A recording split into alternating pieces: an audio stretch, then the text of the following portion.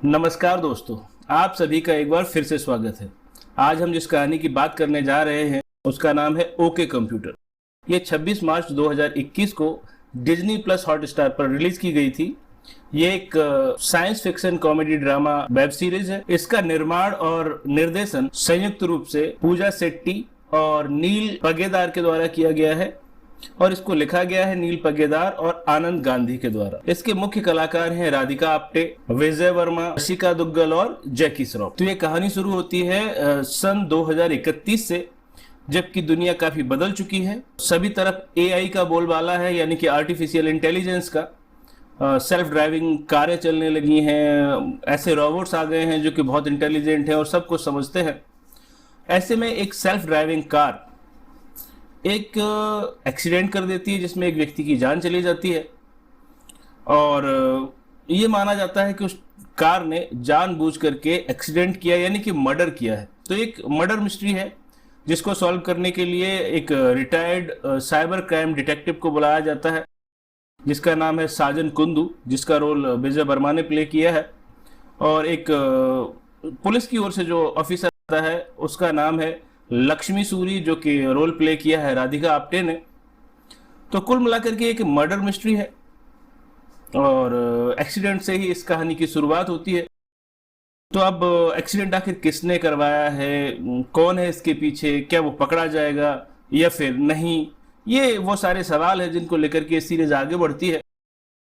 और इसमें एक और पात्र दिखाया गया जो कि कोई इंसान तो नहीं है, उसका नाम है अजीब और ये एक रोबोट है।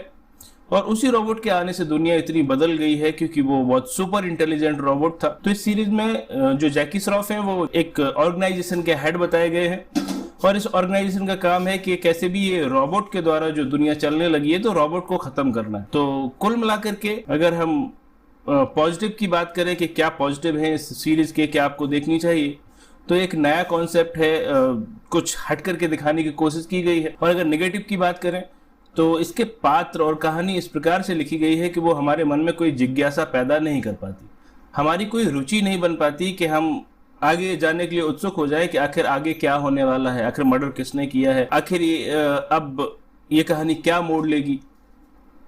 क्योंकि जैसा कि इसका नाम है साइंस फिक्शन कॉमेडी ड्रामा, तो शुरुआत में ऐसा लगता भी है कि हाँ भाई कुछ कॉमेडी है या कुछ व्यंग किया जा रहा है, पर धीरे धीरे ये सारी चीजें भी बहुत नीरस लगने लगती है।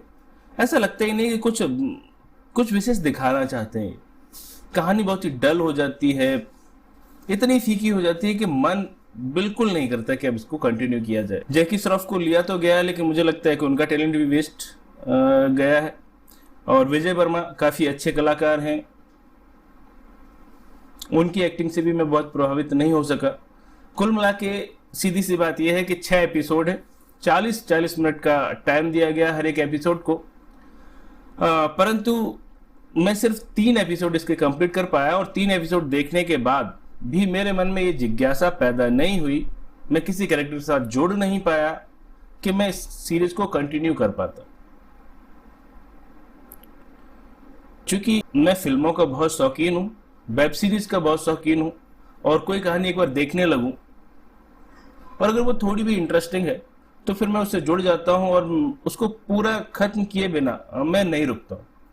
पर इस कहानी को सिर्फ 3 एपिसोड देखने के बाद, सिर्फ क्या कहेंगे 50% तो देख ली मैंने, तो 3 एपिसोड देखने के बावजूद ये उत्सुकता ही नहीं हुई मन में कि मैं देखूं कि आखिर आगे हुआ क्या है।